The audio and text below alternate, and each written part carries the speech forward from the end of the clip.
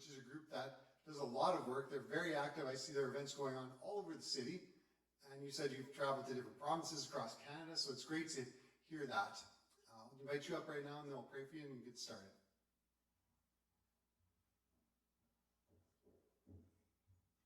Father God, we thank you so much for Susan and her willingness to engage in this difficult topic. We know it's not always received well, and we just pray that you'd soften the hearts of the people who we'll be speaking to, God, people who need to hear this message.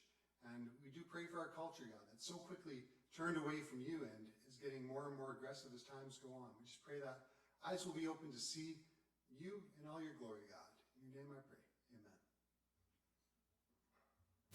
Thank you so much. I'm very happy to be here. I always like meeting different people and, sharing this information. So I'm just going to untangle this cord here.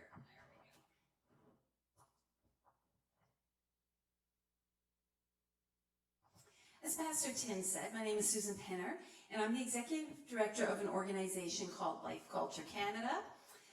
For those of you maybe who lived in the area back in the 70s and 80s, this organization used to be called League for Life, so that might sound familiar to some people. And they started in the 70s and very active in the pro-life movement in the 70s and 80s. And I forgot my clicker, so I'm just going to, sorry, Kristen. Thank you so much. So that's when this organization started, and I became involved about 5 years ago. I started volunteering, and then about 2 years ago I became executive director. And I became interested in pro-life work when actually in high school, a good friend of mine became pregnant. And so, going through that experience with her, I kind of, really got a heart for teen girls who have an unplanned pregnancy. And then about 5 years ago, a really good friend of mine, she came over and she called me over and she said, Susan, I just found out that my dad had wanted me to be aborted. And the appointment had been made at Planned Parenthood. It was going to cost $200. And then her dad had got a ticket for driving without a license for $200. So her parents had to cancel that appointment. And it was something just like as coincidental as a ticket that saved her life. And now her and her husband are just this amazing couple. They have 3 kids. And it really hit me, like, who else should be here? Who else is missing? There's so many people who are missing. And I just think of what they could be contributing. So I was really motivated in that time, to get back involved. So I started volunteering. And again, like I said, I became executive director. So Life Culture focuses on a few different areas. We do pro-life education, which is events like this where I'll go around and speak. And then we also help women. So that usually means like financially, if they have an unplanned pregnancy, we actually help a lot of women in domestic abuse situations leave their situations, and that usually looks like giving some rent to help them cover rent while they get on their feet. We do Generation Life, which focuses on college students. So I have a young woman working for me. So she goes to different college campuses and stuff and speaks to the college age and sometimes the high school age about this topic. And then we do something called Angel Baby, and that is infant and pregnancy loss support. So whether one has had a stillborn baby, a miscarriage, or even an abortion, we provide peer counseling and some resources and some support for women in that way. So those are kind of the 4 areas we work on. And so I just wanted to talk today. We're going to do both abortion and medical assistance in dying. And I would say a year ago, right before Roe v. Wade was overturned, it was very hard to get churches or to get people interested in this topic. It was kind of out of sight, out of mind. And even though we're in Canada, what happens in the US obviously impacts us and we become aware of it. So when Roe v. Wade was overturned, that has really opened things up for us because, pastors were starting to get questions from people in their congregation. And even pastors didn't feel equipped in this area. So that's been really great. So restrictions lifted, last March, and then overturning of Roe v. Wade, and we've been really busy educating people over the last year, which has been really encouraging and exciting.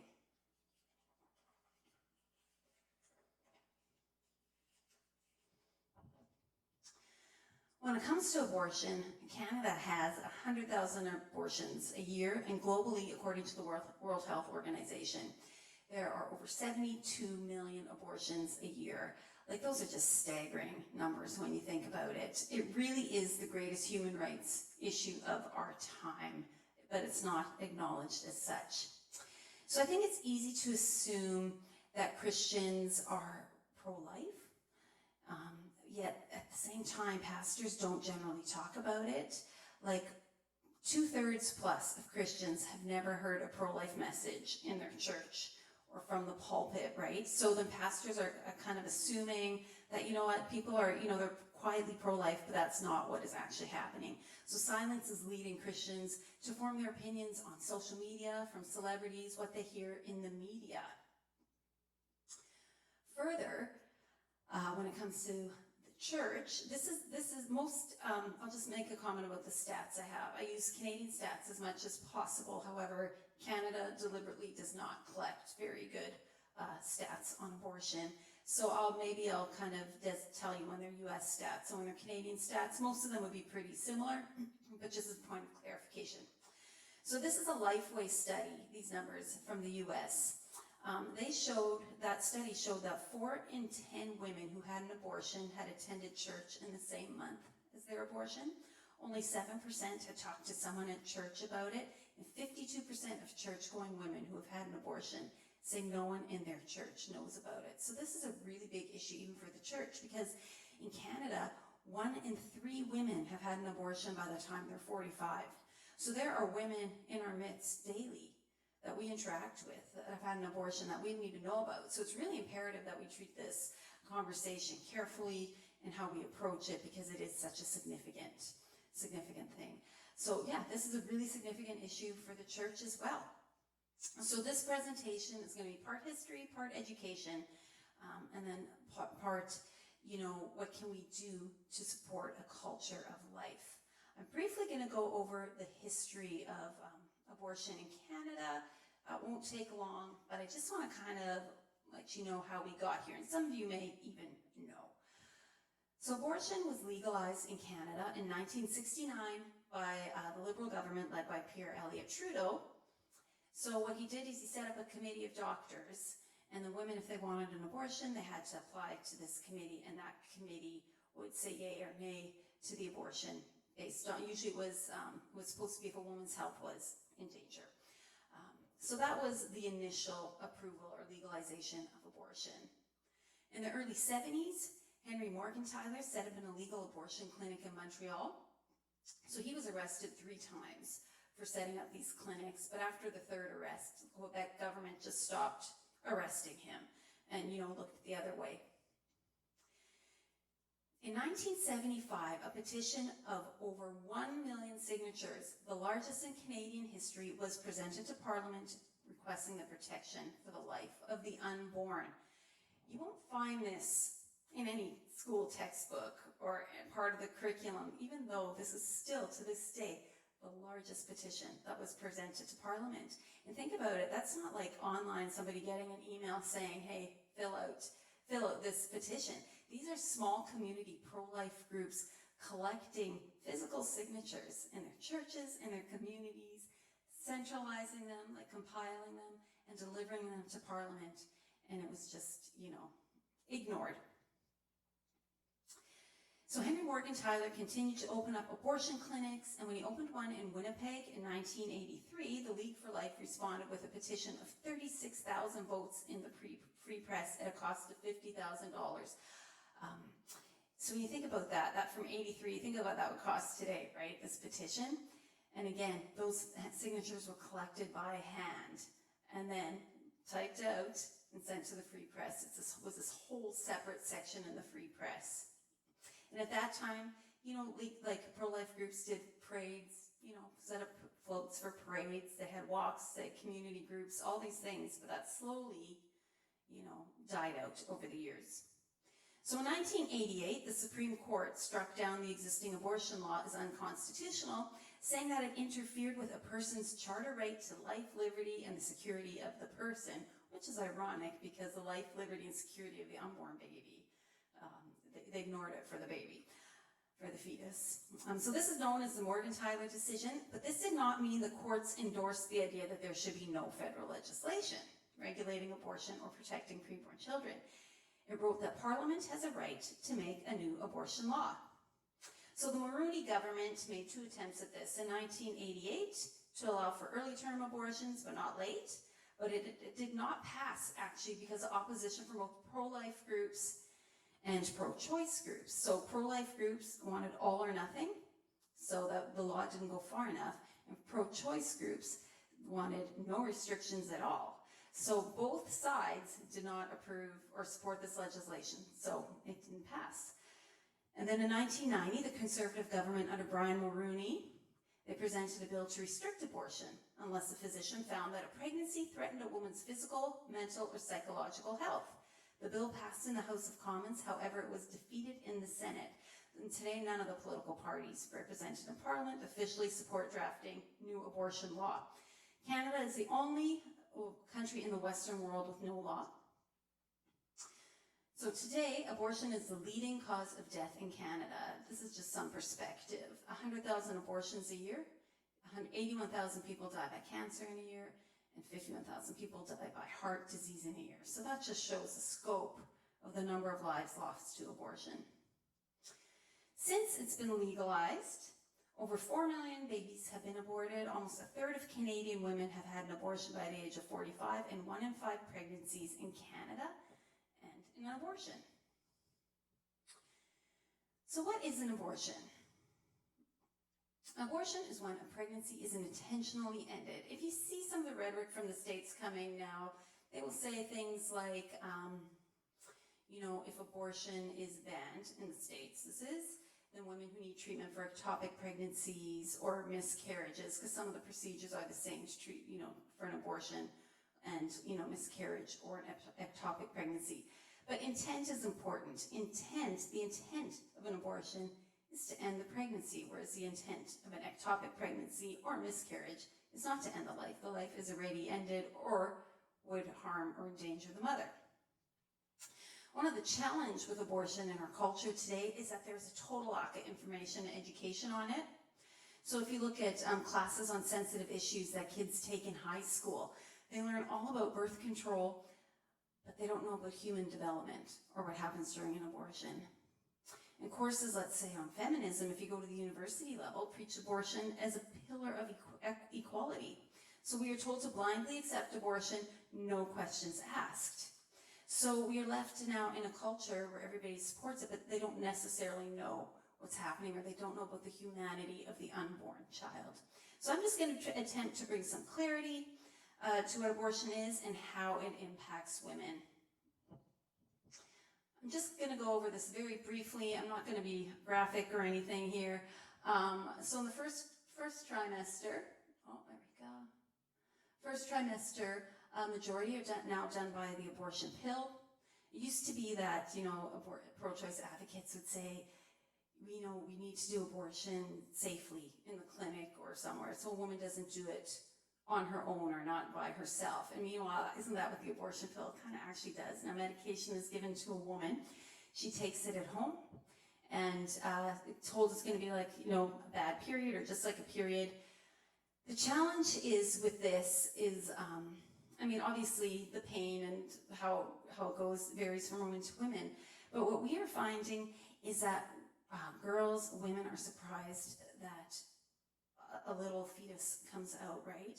So I've heard from numerous women who say that they're totally traumatized by taking the abortion pill because they were under the impression just tissue was going to come out, when they have their period. And all of a sudden in the toilet, they see a little fetus, or in the bathtub, or wherever the abortion's taking place. And they realize, they see the humanity of this little baby. And it's really traumatizing. One girl I talked to, she actually had to move because every time she walked into the apartment where she had, done the abortion, she was traumatized, really. So that's one thing. We can always talk about these things. Are they safe from a medical perspective or not? But those things don't often take into account the emotional impact that abortion has on women. And the abortion pill is having a big emotional impact on women. So vacuum aspiration has been the more traditional route where the cervix is dilated and then the fetus is suctioned out. And then second trimester, you have the DNC or the D&E, depending on how far along the pregnancy is. So the cervix is dilated and the fetus has to be dismembered and then suctioned out with the DNC or removed with the D&E. And then with the induction in the third trimester, the baby's given an injection of potassium chloride. It's very excruciating. It's not even legal to use it to kill animals in that way because it's considered cruel and very excruciating. So pets can't die that way, but we will kill babies in the womb. So the induction or the potassium chloride shot is given, and then a woman is induced and she delivers a dead baby. The majority of abortions are done in the first trimester, but if you look at Canada, we have 100,000 abortions. Let's say 1%, that would be pretty close, 1% of abortions are late-term abortions. That's still 1,000 babies that are dying in a very violent way, and they can feel pain at this point. And I don't think, when people talk about abortion, they always talk about it in terms of the woman, and very little thought is given to what the baby goes through. So I think it's important that people know, these different procedures, even if it's, difficult to think about.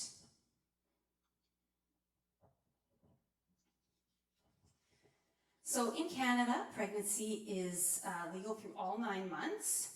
We're the only democratic country in the world with an abortion law. And just to give you some perspective on that, in Europe, the majority of countries limit it to 12 weeks.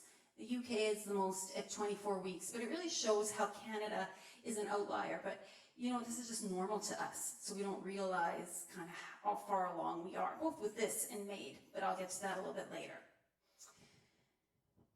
So how did we get here? I'm going to go through some of the rationales that are given for abortion and why it's okay and why we should support it. These are ones that are commonly, I would see on social media, or the ones that people who give me pushback would talk about. So in terms of rationale, 96% of biologists agree that life begins at conception. So the issue isn't whether it's life or not. What's interesting to me is that imaging technology is really recent in the scope of human time. MRIs, ultrasounds, that's all within less than 100 years ago since we have this technology. So we have the benefit of actually seeing ultrasound pictures and MRI pictures. We know it's a human life, but I find it interesting, even before that, God put it in His Word that a life in the womb has value. You created my innermost being. You knit me together in my mother's womb. So you can look at it from a science perspective, but even before science was as robust as it is now, the Bible already said life in the womb has value. So how do we rationalize this? Well, although the fetus is a human, it's not a person. So rather than denying that unborn children are humans, since that is a scientific fact, and biologists don't argue with that, the pro-abortion advocates use personhood theory, which essentially says that just because a fetus is a human by virtue of his or her species does not make him or her a person. To be a person, we must have certain capacities. The challenge with this is that there is no logical point where an unborn human goes from being a non-person to a person. There's no logical reason why there should be limits on abortion or infanticide. It's the natural outcome. So this was after Roe v. Wade was overturned. This is a woman on the steps there, looks like of the Supreme Court, and she's highly pregnant, and she writes, "Not yet a human." I mean, that's staggering, really. You can, I guess for her, I'm assuming she thinks once a baby's born, then it's a human, or at some point along. But it's just become so relative and so arbitrary. But this is really mainstream.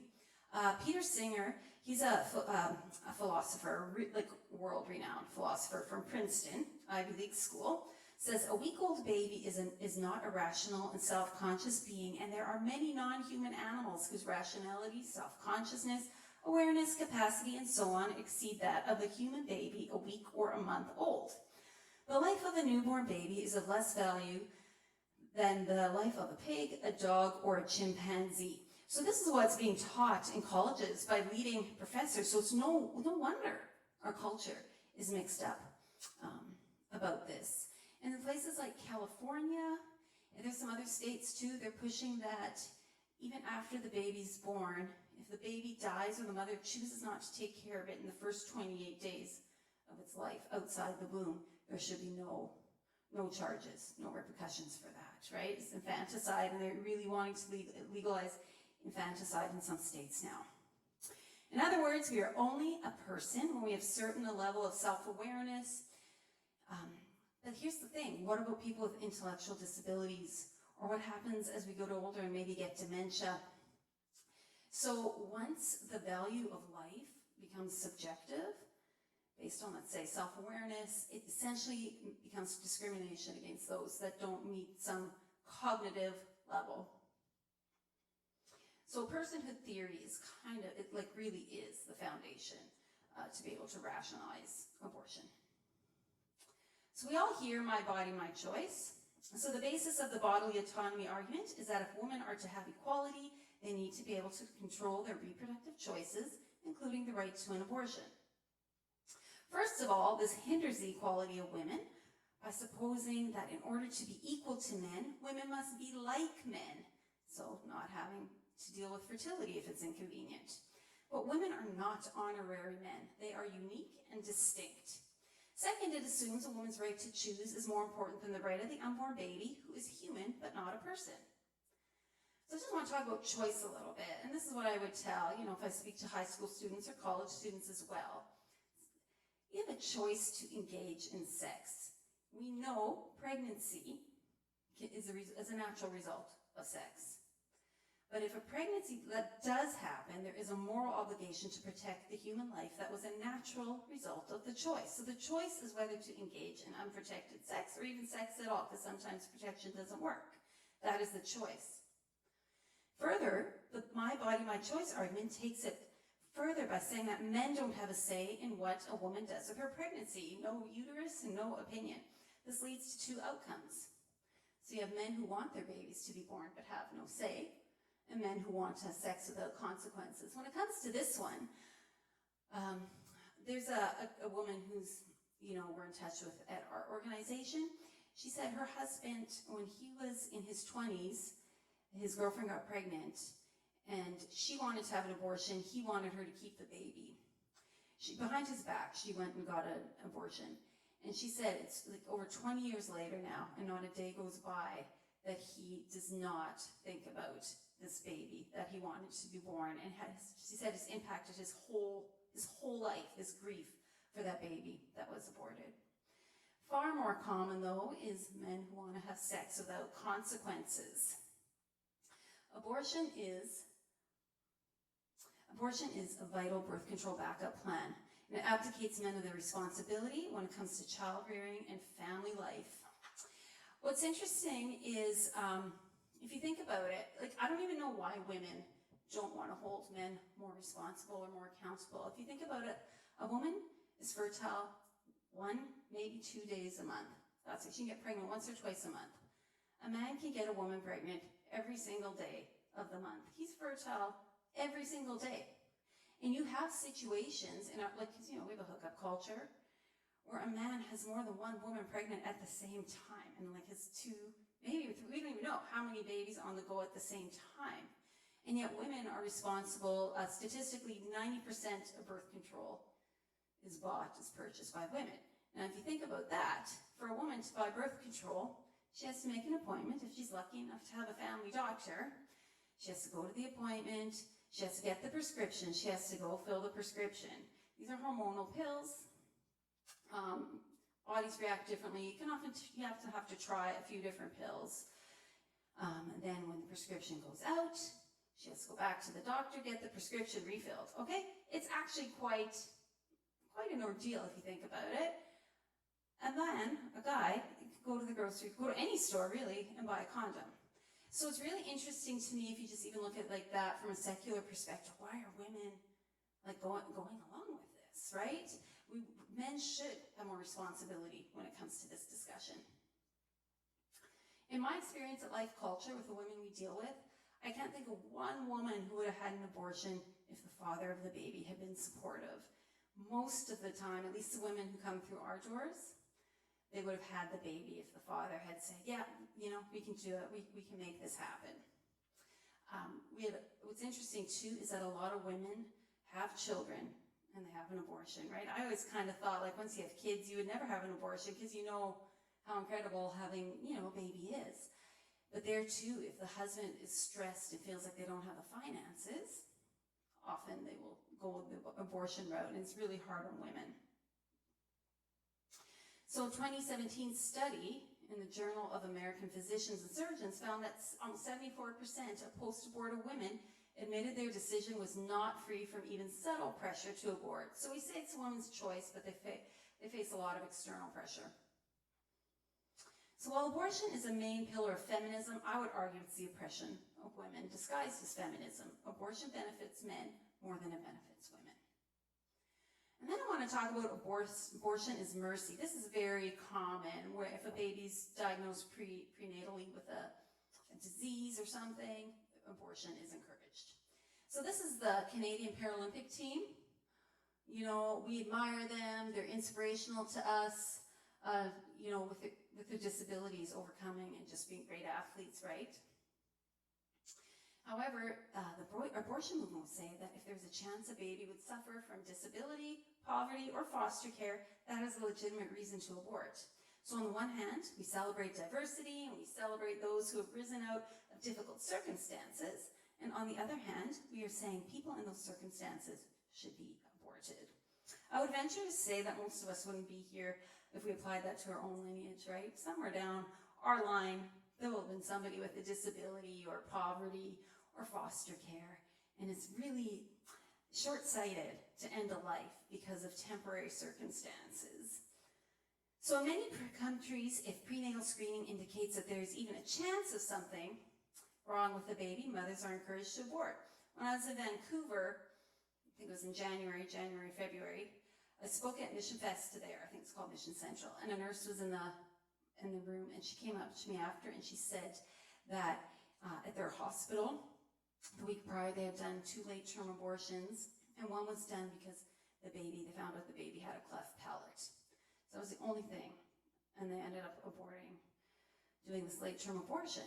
But what was interesting is she said it was just so traumatic for the staff. So she said after, they had to have like a staff meeting for the nurses who'd been a part of it, and give them counseling and kind of work through this. And for these nurses, she said, they, most of them, like, they're pro-choice. They told the line, and yet they were just sickened by this late-term abortion. And there's this real cognitive dissonance, right? Where it's like, as women, we're supposed to, support this, but the reality is actually very, very traumatic, like in that situation that nurse was telling me about.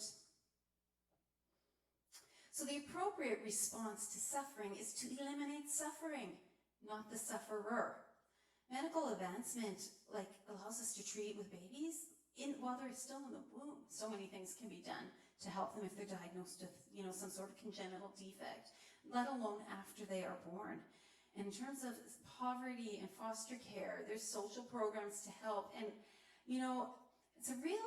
I know lots of people who've grown up in foster care. I know lots of people in our area have foster kids. And just, when they hear these messages, right? That must be really hard to take that, essentially we're saying, a child would be better off dead. And it's not the case. So we're supposed to eliminate suffering, not the sufferer. So abortion disguised as mercy is discrimination against the very ones we should protect. I just want to take it one step further. I heard this woman talk. So you can see here, she's in a wheelchair, and there's a sign on her wheelchair that says, "Doctor said abort, parents said no, I love my life." And what I've noticed is that, able-bodied people, those of us who are normal or have good lives, we project what it must be like to be disabled, and we think, oh, it must be terrible. So we project what our own feelings or perspective are. My daughter had a volleyball tournament last week, and a mom from the opposing team, we were beside each other, and she was in a wheelchair. One of her legs was amputated around the knee, and the other leg had been amputated but was still in a brace. So I just asked her, and she was so joyful. And so I went and sat beside her, and I just said, hey, if you don't mind me asking, I said, why were your legs amputated? And she said, in 2016, she fell down the stairs, and it triggered some sort of dormant neurological issue she had. So she had to have the first one, I think it was amputated in 2016, and she had the second one amputated just now in January. She was so joyful. Most people would look at that and just think, oh, that is the worst, that is so horrible.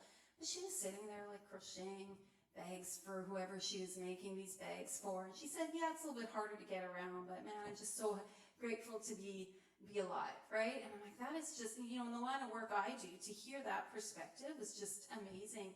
And it's kind of shameful when we, again, project what we think it would be like and assume people who are disabled must have bad lives. Okay, you can't stop abortion, you can only stop safe abortions. So that goes around a lot. So basically the assumption is if abortion's illegal, and this is one, it's like Canada, abortion laws aren't going to change anytime soon, but this comes out of the US and it's a lot on social media. So this rumor started in, when Roe v. Wade, just before Roe v. Wade was legalized. Some of you may be familiar with the name Dr. Bernard Nathanson. So he's actually one of the doctors who helped get Roe v. Wade put into place, right? And so here he just said, I'll just maybe skip to this part. So he was the co-founder of the National Abortion Rights Action League, Dr. Bernard Nathanson, and he helped legitimize the claim that 5,000 to 10,000 women were dying a year from unsafe abortions, which is why Roe was needed. He later admitted that those numbers were made up. I confess I knew the figures were totally false, but in the morality of a revolution, it was a useful figure widely accepted. The overriding concern was to get the laws eliminated. If anything within reason that had to be done was permissible. Okay, so he said 5 to 10,000. These are the real numbers. In the year prior to Roe, the Centers for Disease Control reports that 39 women died from illegal abortions in the US and 24 died from legal abortions. So the number that's still thrown around is 5 to 10,000, but it was 39 and 24. And then also the American Journal of Public Health wrote that 90% of illegal abortions were performed by physicians. So while it is true that illegal abortions will still take place, it is not true that thousands of women will die or that these procedures will be done in back alleys with a coat hanger. Most of them will be done using the abortion pill or by a physician. Because you often see, at pro-choice marches, you see pictures, posters with coat hangers and blood dripping down. And that all stems from a number that was just totally made up. Another one I often hear is if abortion is prevented, kids will be abused or end up in foster care. Well, it's a false dichotomy. It's not like live in foster care or, be aborted. There would be a lot of other options in between. But what's interesting is there's this turnaway study, it's called. It was like a 10-year longitudinal study done in the US that followed women in their attempts, they had abortions or prevented from having abortions, just an abortion study. First of all, the methodology was really flawed. It was it wasn't like a random sample. It was people had to volunteer to be in it and participate. And I won't go through all the methodology, but it was weak methodology. But what was interesting, what they found out, the writers of the study don't present this. You have to look at the numbers yourself. And, just read what the study showed. The study showed that 75% of the women who had been denied an abortion, so it may be that the clinic, they were too far along in the clinic they went to wouldn't do one, or for whatever reason that they couldn't get an abortion. 90% of those who had been denied one initially kept their baby, and 96% of those were happy they did not abort. So yes, while a baby may be unplanned, doesn't mean it's going to be unloved or unwanted. Most women, if they have their baby, are very happy that they had their baby. Just a couple of others quickly. Rape. Obviously, rape is horrible. But here's the thing. Rape accounts for less than 1% of abortions, as does incest, as does if a woman's life is in danger or fetal abnormality. Women's health being threatened, 1.5%. Women's mental health being threatened, 1.6%. Social or economic, 20%. No reason, 75%. Here's the thing about some of these numbers, though. Oh, well, I'll maybe do this one yet. Teenage pregnancy. Teenagers, contrary to popular belief, are only 2.3% of abortions. Most abortions are had by adult women at any age. So these are often used as rationales for abortion laws, but these are more distractions. You can have abortion laws that say, if you had abortion laws that said, okay, we won't have abortion, but these are the exceptions. If a girl's been raped, if it's incest, if it's whatever it is, these small cases, you would still save like 99% of babies. So when people get into the discussions about these hard cases, they're terrible, but they're also used as red herrings to distract. And I think it's important we don't get in the weeds, because I think it's important that we say, okay, let's say we allowed for abortion in cases of rape. Do you still support, all the other abortions? You need to not get hung up in the weeds on some of these tough topics that really account for such a small percentage. Okay, so those are like the main rationales, I would say, that I see for abortion. The question is, what about the women? So while the political debate about abortion rages on, the reality of women with an unwanted pregnancy is fear, confusion, and heartache. Most women feel a sense of attachment and protectiveness over the baby they are carrying, which comes as a surprise, as they've always been told it's no big deal, it's just a routine procedure, your plans can't change, just take care of it. Okay, so I'm not sure if this will play, but TikTok, kids are using TikTok, and it can be used for good. If you go on TikTok, I've never seen anything like it. If you look up abortion, there are hundreds of girls who actually are doing their abortion regret stories. So I'm not sure if this will play. I'll read it if it does here.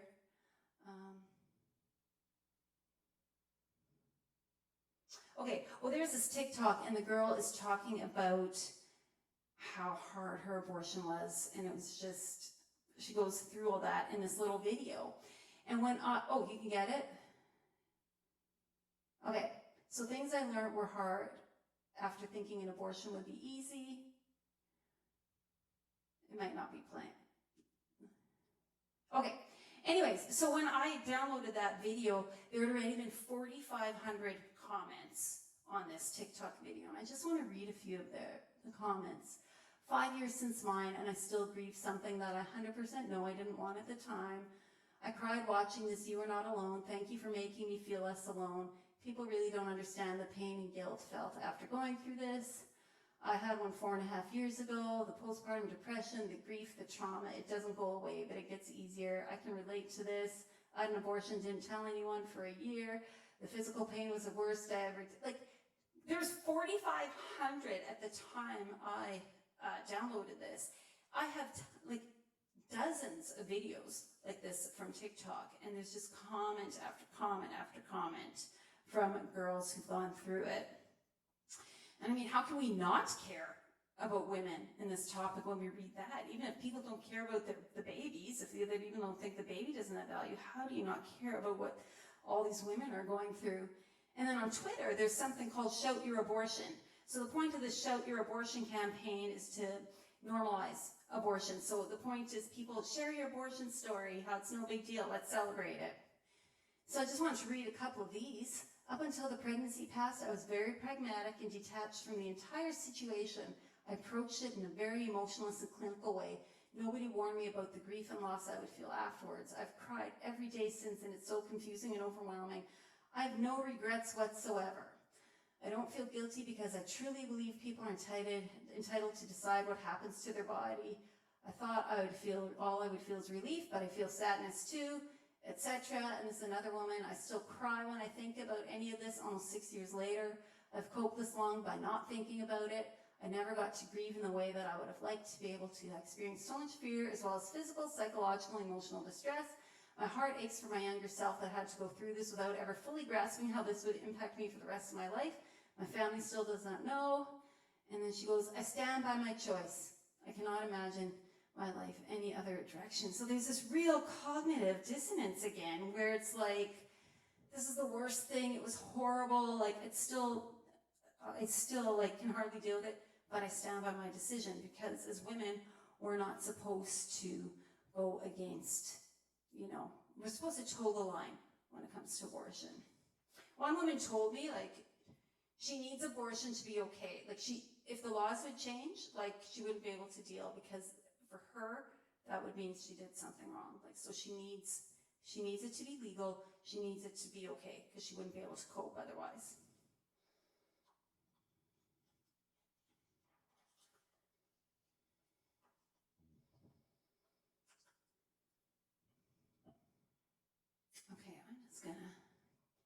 Okay, why is this happening? So I personally believe there's a few factors that have led to this where we are now. Okay, the sexual revolution, the rise of the material worldview, and personal autonomy as being kind of the highlight, or the main right we have. I'll just quickly go through these. So the sexual revolution, as you know, is a social movement that challenged traditional codes of sexual behavior, essentially giving the women the green light to have casual sex, which of course led to an increase in unwanted pregnancies. So the sexual revolution, the abortion movement have done their best to reduce sex to a purely physical act that should be able to happen with no consequences. But the results are disastrous, and not just in terms of the scope of abortion. STDs, pornography, sex trafficking is really the result of this sexual freedom. So casual sex has caused an extraordinary amount of pain for women. It is so destructive, particularly to young women. Studies show that women prefer long-term relationships and committed monogamy. So women are actually suppressing their natural instincts and supposed to celebrate it as empowerment. They are pushed into promiscuity, and apparently you're expected to have sex within the first 5 dates, and detach sex from love. What's interesting, though, the secular world is catching on. These are secular books. They're really excellent. This is called Rethinking Sex. She's a columnist with, I believe it's the Washington Post, Christine Emba. And this one is outstanding. It's by Louise Perry. It's the Case Against the Sexual Revolution. And these are like feminists who are writing these books, not from a religious perspective, and just saying how the harm that this movement has done to women. So that's really encouraging. Okay, the material worldview. So materialism refers to the theory that physical matter is all there is. It states that everything in the universe is matter without true spiritual or intellectual existence. So abortion is just a surgical procedure, and there's no regard for a baby's inherent value. When we have this material secular worldview, we try and find purpose and meaning, and really our culture, hedonism, and the height of that sexual pleasure is really what our culture has replaced God with. So if you just think, once our life is done, we just return to dust and that's all there is, life really has very little inherent value. And then, I guess the personal autonomy. Oh, there we go. So personal autonomy, everything's about personal autonomy these days. We'll look at that with MAiD in a couple of minutes, but it really ignores legitimate ethical questions. Our decisions impact more than just us. A woman having an abortion, obviously it impacts the baby, but it impacts families, it impacts communities, it impacts levels of care. That's one thing I think we don't realize as a culture. So if a baby's diagnosed in utero, a woman is expected to abort, okay? She'll go to appointment after appointment, every appointment. It's not too late to abort. And she's not given supports for if she chooses to have the baby. So we say it's just a woman's choice, but it actually is impacting our healthcare system, because the healthcare system is encouraging instead of providing support in those situations. So as you can see, abortion ends the life of a baby and it's harmful to women. It should not be controversial to support life. It should be a given. And our mission statement of Life Culture says, all human beings have moral worth and value from womb until natural death. And I'm going to segue into medical assistance in dying now, since that is really that's something we're all aware of. It's getting a lot of press, and it's something people are really grappling with. All right. I told you I'd go over. Do you still want to do this section, medical assistance in dying? It's not as long. Okay. All right. So as you know, medical assistance in dying is of incredible importance and is having a massive impact on our country. So I just want to start off by defining it, just so we're clear. So medical assistance in dying, MAiD, that's a Canadian term. It's the Canadian legislation that allows physicians, nurse practitioners, and pharmacists to carry out euthanasia and assisted suicide. So MAiD includes two things. It includes assisted suicide and it includes euthanasia. So assisted suicide is the provision or prescription of a drug that a person self-administers to bring about their own death, and euthanasia is when a physician or a nurse practitioner administers the drug. Here's what's interesting though. So these numbers, this is from Ontario, from when MAiD was legalized in 2016 to the end of October 2022. So 13,011 people died by MAiD, 3 of them self-administered. It's euthanasia. It's not MAiD. MAiD tries to soften it or minimize it. Virtually 100% of MAiD deaths are euthanasia, but that sounds worse than MAiD. But it was interesting because there is obviously a psychological component. People do not want to end their own life. But for some reason, if somebody else does it, it sanitizes it. So MAiD was legalized in Canada in June of 2016 when the federal government passed the Medical Assistance in Dying Act, which established the eligibility criteria and procedural safeguards for MAiD. In March of 2021, new legislation was passed that expanded eligibility. So a lot of people supported. In 2016, you had to be terminal, you had to have a terminal diagnosis and be near death. Okay, so people were like, they can live with that. But in 2021, the parameters like just totally loosened. You don't need to have a terminal diagnosis. You don't need to be near death. It just really opened it. So since 2021 is when things are really going off the rails. So in a few short years, Canada has become the most permissive country in the world when it comes to abortion and MAiD. And that is not hyperbole. Between 2016 and 2021, over 31,000 Canadians chose medical assistance in dying. About 70% of those had cancer. But what's interesting, if you look at the government report, this is on the government's website, the reason Canadians chose MAiD was not because of physical pain, which is the assumption we all make. It was because of things like loss of ability to engage in meaningful activities, loss of ability to perform activities of daily living. And so the third one here says inadequate control of pain or concern. Well, those are two separate categories. Do you have inadequate control of pain? Or are you concerned or scared of having pain? So even the fact that they put that in the same category doesn't make sense because you don't. How's that split? Loss of dignity, inadequate control of symptoms other than pain or concern. Again, those are two separate categories. Perceived burden on family, friends, caregivers. So as it turns out, it's losing the things that give life meaning that cause people to despair. Suffering mentally, emotionally, and spiritually are often more difficult for people than physical pain. And only 30% of Canadians have access to proper health care. So are we really giving people a choice if they can't even receive the care they need?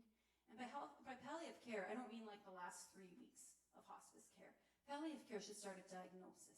How do you help somebody live well with a diagnosis, whether they're going to die in a month or whether they're going to die in years? And what else is interesting, Canada is the only jurisdiction in the world where MAiD is presented as a treatment option. This is my understanding. So a doctor in Canada can say, let's say you get a cancer diagnosis. Do you want to do chemo? Do you want to do nothing? Or do you want MAiD? Well, in European countries that have this, the patient has to bring it up. A doctor's not allowed to bring it up, right? So now the way it's being presented in Canada, it's just being like encouraged, promoted. This is an option, as if it's of moral equivalence to the other options.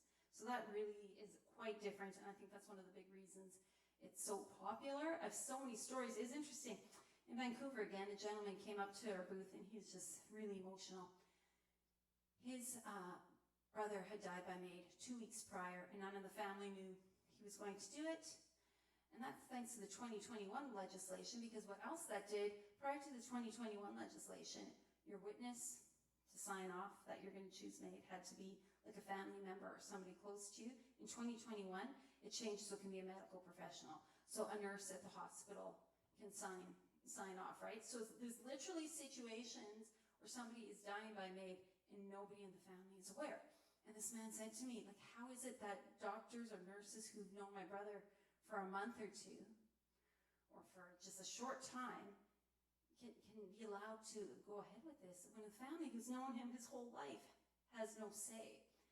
A funeral director I talked to recently, they're starting to get more patients who've died by MAiD, and he said he's never seen as much conflict and tension in families, because inevitably there's kids who will be like, yeah, they think their parents should have chosen it, and there's other kids will say, no, they shouldn't have chosen it.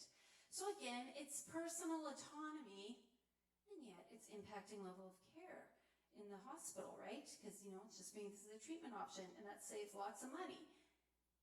It impacts the families where this is happening in. So it's not so straightforward as just saying, like, it's personal autonomy. Our culture is increasingly believes it is better for people to die rather than to face any kind of suffering or potential suffering. MAiD removes the ethical and moral responsibility society has to take care of the aging and vulnerable under the pretext of compassion and personal liberty, when in fact MAiD is a deliberate strategy by the government to save on healthcare costs and an unsustainable healthcare system. Further, as the rate and rationale for MAiD expand, what point will the right to die turn into the obligation to die?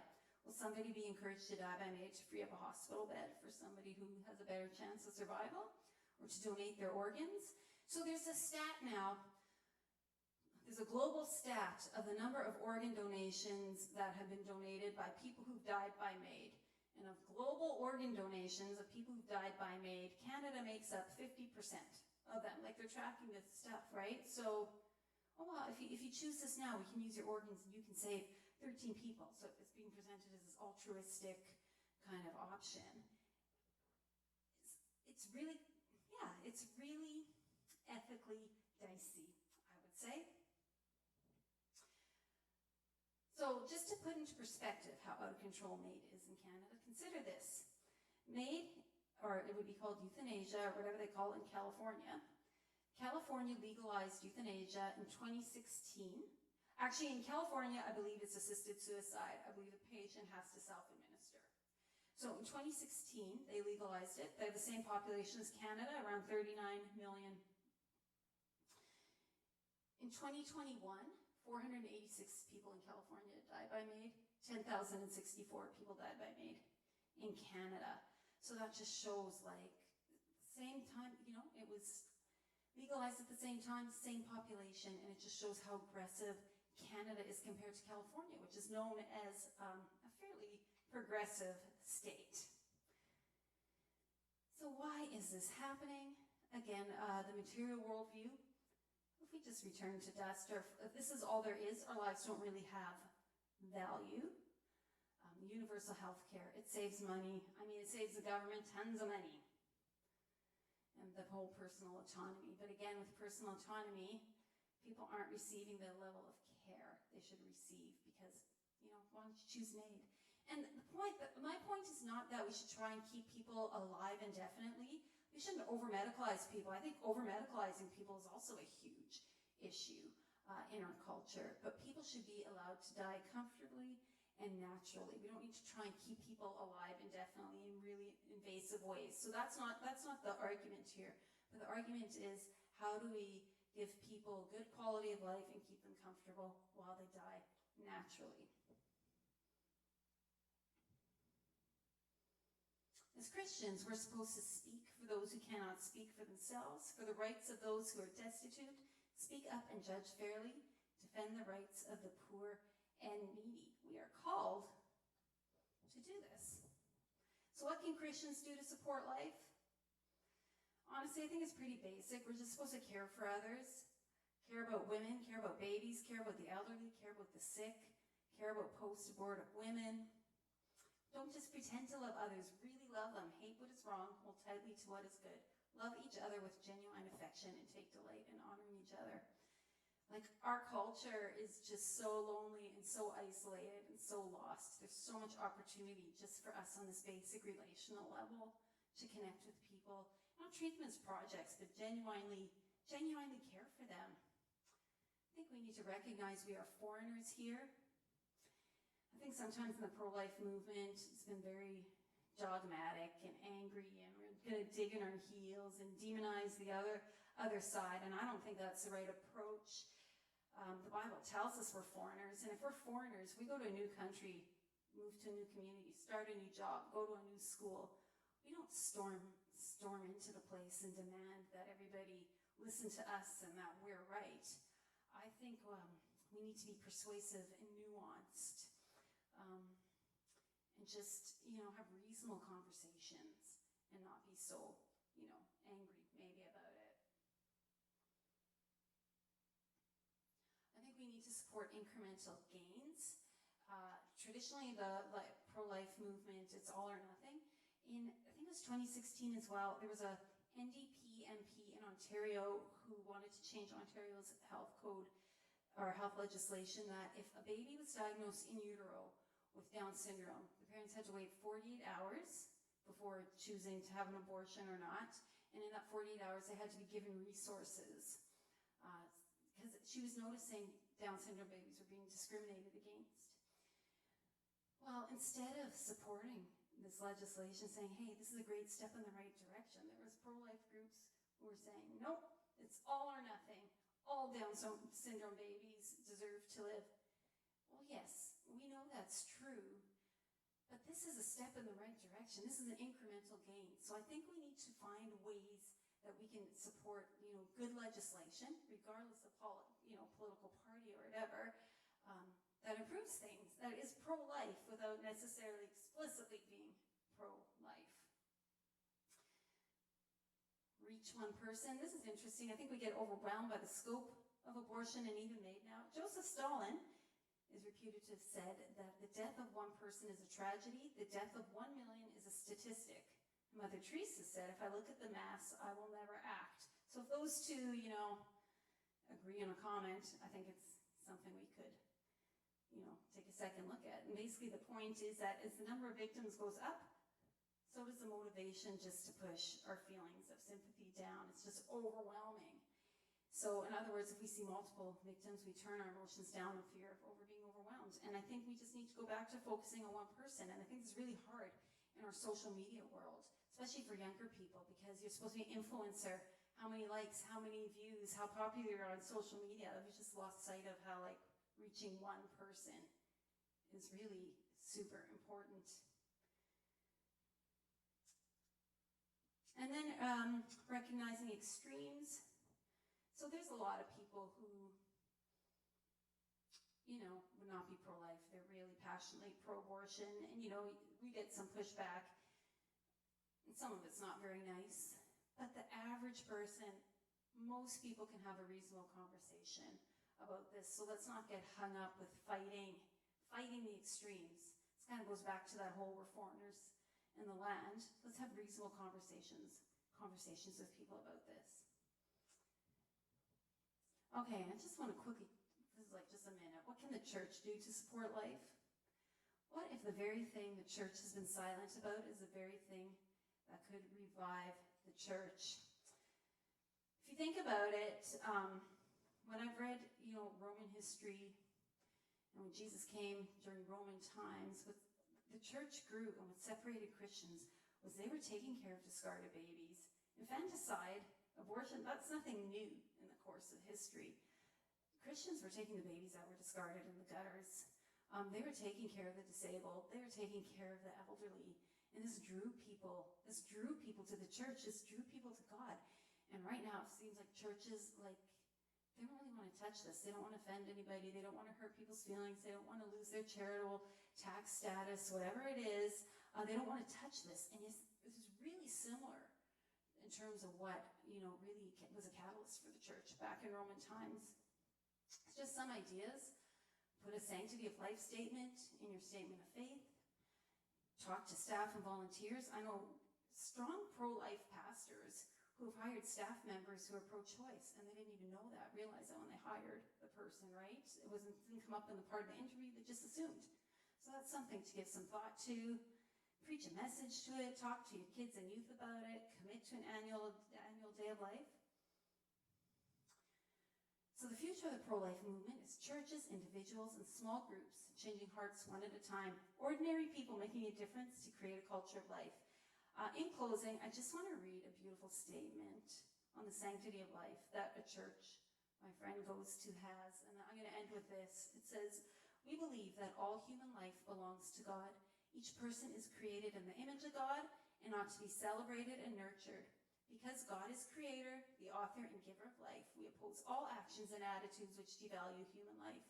The unborn, disabled, poor, aging, and dying are particularly vulnerable to such injustices. Christ calls the people of all nations to care for the defenseless.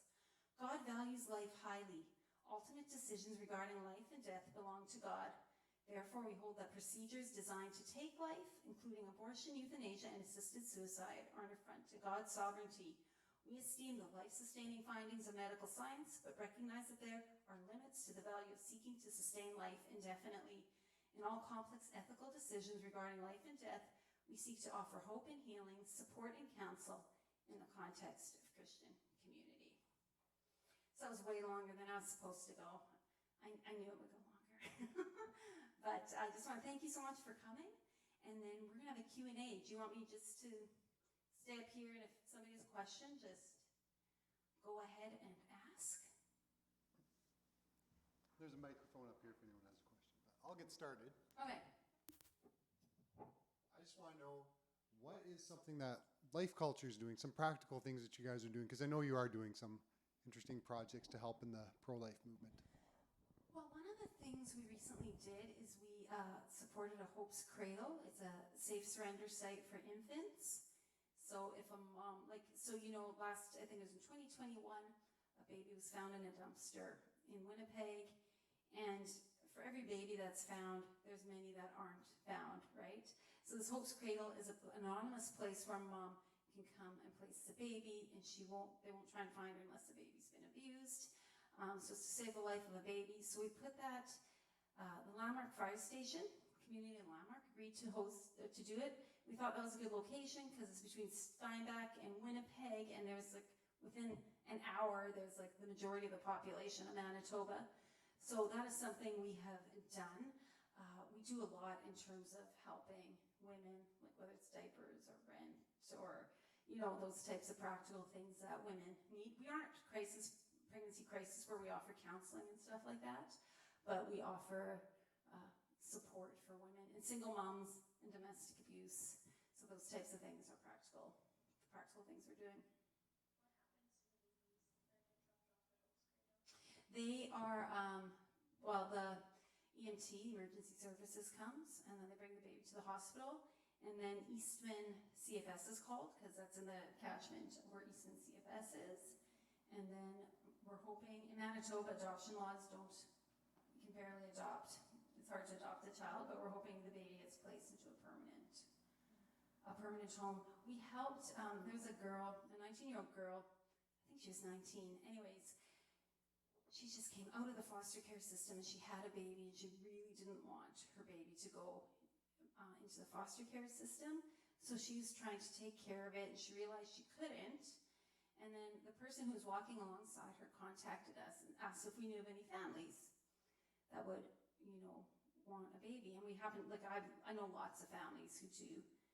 And then so this girl got to meet this family, and then the girl liked them, and then CFS actually came and did, all the studies that needed to be done. But that's really helped the mom, because now instead of just randomly her baby being placed, she could choose. So we're hoping to maybe, do some more of that kind of stuff. But yeah, we're hoping it would be a permanent placement. In the States, most of them can be adopted, I think, quite easily, but laws here are different.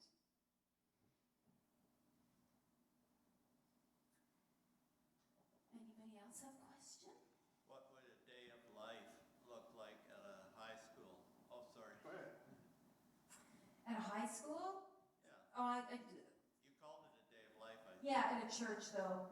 High school wouldn't, we're able to go, sometimes the teacher will invite us into an ethics class or something to present, but a day of life in a high school, chances are that would not happen. But a day of life in a church, for example, would be the pastor speaking a message on it, just to keep it on the forefront. I know, like, our Walk for Life is coming up on June 4th in Steinbach, and we have some events on the 3rd and 4th of that weekend.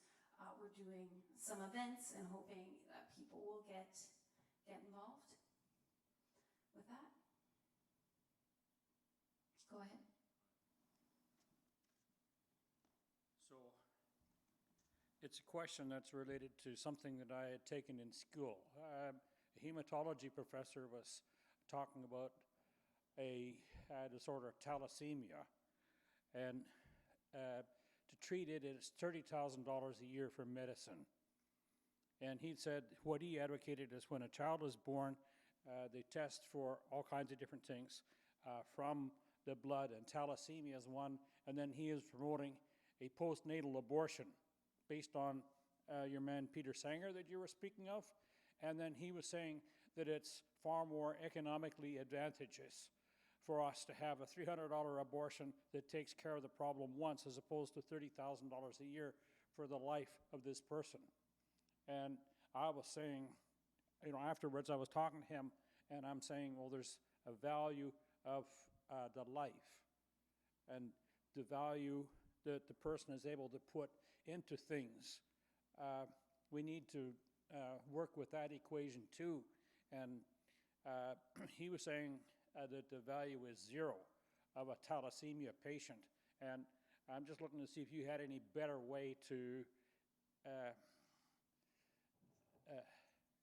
well, I would just, first of all, I would comment that I'm not familiar with thalassemia or what the quality of life is of somebody who has it. I think one of the things is we need to talk about also is palliative care for infants as well. I'm not saying this situation because I don't know, but I'll just give an example. There's this disease called anencephaly where the baby's brain isn't developed. So a few months ago, we had a woman come into a support group. She had abortion like 10 days prior because her baby had anencephaly. And so she got the diagnosis on a Tuesday. They'd made the appointment for the abortion before she left the office, and she had the abortion on Thursday, and this is about a week and a half later. And she was frantic in the meeting. She was just so distraught because she hadn't even had time to process the diagnosis, then the abortion. Okay, so that was that situation. Then there was another woman, that baby had anencephaly as well. She chose to have the baby, and every appointment was pressured to have an abortion, She had the baby. They had about 6 days with him at home. Beautiful funeral. Hundreds of people came out. The mom had known the baby was going to die, but it was all just very healing because she got to see the baby. There had been palliative care for the baby, and then this beautiful funeral when the community came together. So there are two very different ways of dealing with a terminal illness. One dignifies the baby and the life, and the other just discards it as medical waste. In that situation, I think it's really difficult in terms of worldview because as Christians, we know life has value. So even if it's very eugenic, and that would be something Peter Singer would promote, this very eugenic, survival of the fittest, get rid of the less than, right? Disability, abort, and the like. I'm not sure for somebody who has a worldview that is so secular, I don't know that you'd be able to convince them. But I think people who are disabled, they positively impact all of us. Can you imagine our society if everybody's just, perfect? I don't know. So there's this video on World Down Syndrome Day where there's this 88-year-old father and his 53-year-old Down syndrome son. In the 53 years since the son had been born, this is the first time they've been away for a week from each other, okay? And this at the airport, and they show the video of the Down syndrome son coming down the escalator, and then the dad and the son embracing each other and just hugging. It was really, really emotional, beautiful video. And I saw that video, and I was like, my goodness, like the majority of Down syndrome kids are aborted. So many older people are lonely, don't have family, and it's like abortion is ending the lives of the people like we need at the other end as well, right? So I just think it's very short-sighted. Just as a Christian, the worldview, all life has value. Like, what's money? I don't know. I think you probably did the right thing. You challenge him, but if you have a secular worldview, it's going to be very hard to convince people that that life is valuable. Okay, well, I just wasn't sure, and that's when you were talking about Peter Sanger, I said, I needed to see what your thoughts were on that one.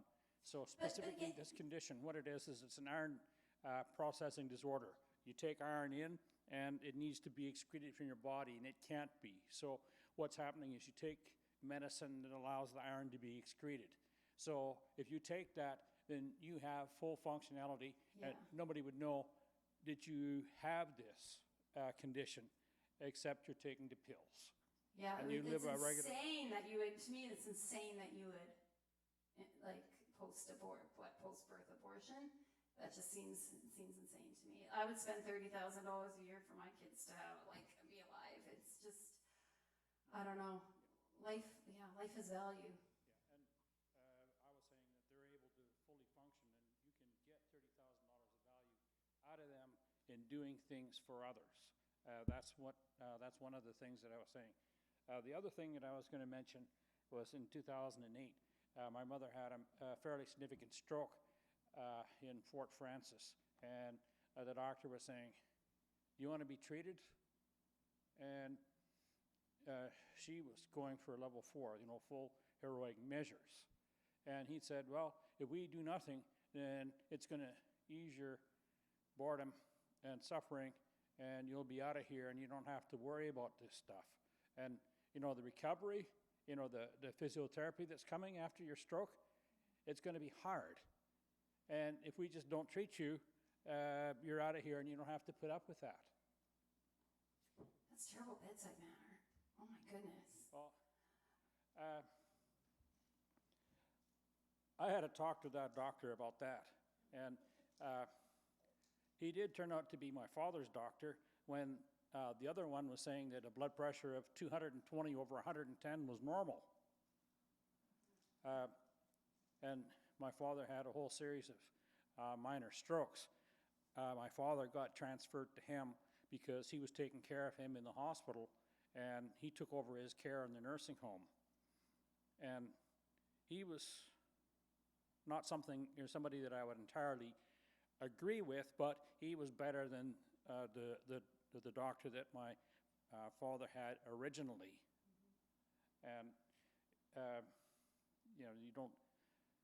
there's 3 doctors at Renniecrest, and the one is gone now. He's gone off to do something else, and it's based on availability and a bunch of other things. And he got one that was available, and I just pointed out to the nursing home that this is the CHEP, that's the Clinical Practice Guidelines for Hypertension. They were concerned about my mother and some stuff that she was doing in legal exposure. So I had said, if my father has a stroke with this doctor's care, that has opened up some legal exposure, and you can be guaranteed that I'm going to test it. Yeah, you make a couple good points just in terms of once life doesn't have value, then care goes down. I do think it's important to have conversations about what kind of intervention you want, before you're in a crisis situation. So even now, let's say my husband and I talk about to what lengths do we want to go to stay alive? And I think those are legitimate conversations to have. I don't, in a situation like your mother's, there would be people who would say, no, we'll just naturally deal with the consequence, we'll just die a natural death now, and others will choose intervention. And I think you see that a lot with cancer too, where people, they'll do if they haven't thought about this in advance, they'll get cancer, and sometimes their treatment is so aggressive. And is it worth it if it adds 2 weeks, 2 months, 2 years? And I think those are legitimate conversations that people need to have before they're in that situation. Because when you're in that situation, you panic and you just whatever it takes. But in some situations, it would be legitimate to say,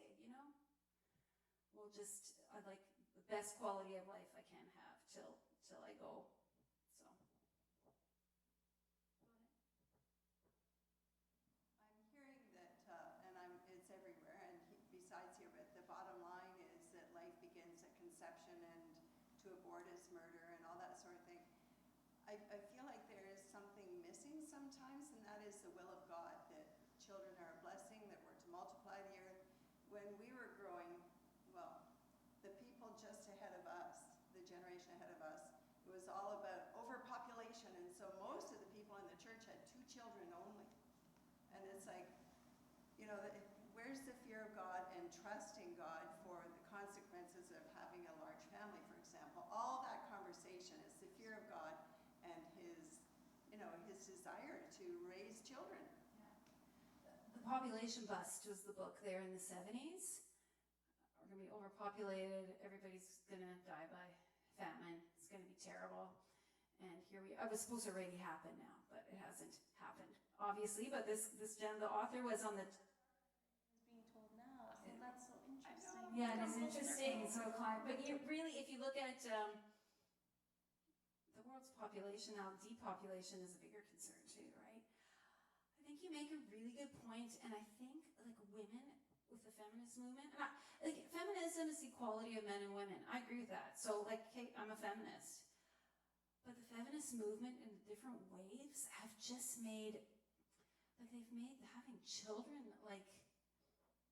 almost devaluing to women as a movement. And it's really unfortunate because when you get to now, I'm almost 50.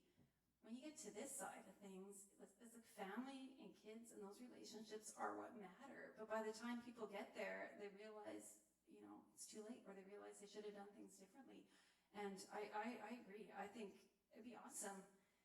I mean, I've had a career. It's not like I think every woman needs to do the same thing, or we all need to get married and have kids, but I don't think there should be anything wrong with that. I'm from Steinbach, so people have bigger families there. And it's beautiful. It is really good. But I think we're missing out. And you see that again with just this loneliness and isolation, right? People from big families, and you've got siblings, and it's great. It's great. Not all families get along. That's great. But now, just this 1 or 2 children, it's too bad, right? Relationships are at the end of the day what matters. And like you said, God says, be fruitful and multiply.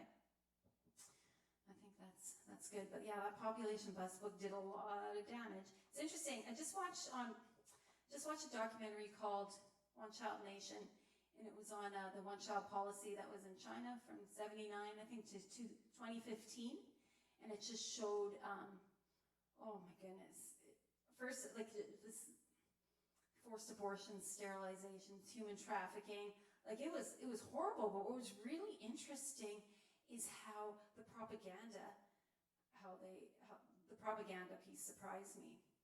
People genuinely believed that this was right and this was best. And now, since the one-child policy has been, now China's paying people to have kids. Women don't want to have kids in China now. They've been so indoctrinated that they don't want to have any kids, let alone one kid. And so now you're getting the opposite problem there. It's too bad.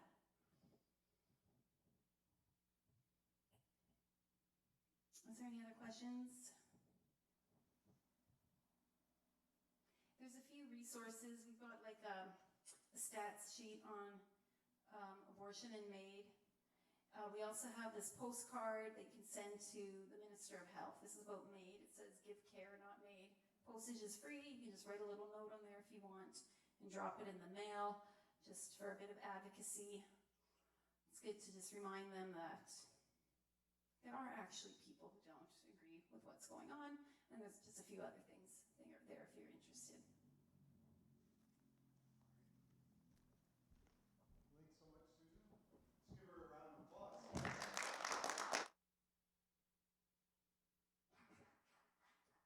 Really appreciate that. I just have one closing thought for us tonight as we leave here. If you want to find evidence for God, look to nature. If you want to find evidence for Satan, look to our culture. Just the craziness of things, that people think they're being compassionate by advocating for murder and death. It blows my mind. And you know what? The devil, he's a liar and he's a deceiver. And this is a spiritual battle. We need to be praying about this. We need to make sure that we are having churches that are able to have these conversations with people from places of compassion, understanding, offering forgiveness to those who've entered into sexual sin, but coming alongside them and helping them in their time of need. So I just encourage you as you go from here just to have a mindset that these people aren't the enemies. We know who our enemy is, and we need to fight our enemies. Father God, we thank you so much for the opportunity that we have to speak into this moment in our culture, God. This isn't a time where we can just coast through and hope to die without pain, God. We need to be able to engage in the battle that's waging around us. Just give us the strength and the courage, and still keep our hearts pure, God. Keep our hearts compassionate to those around us as we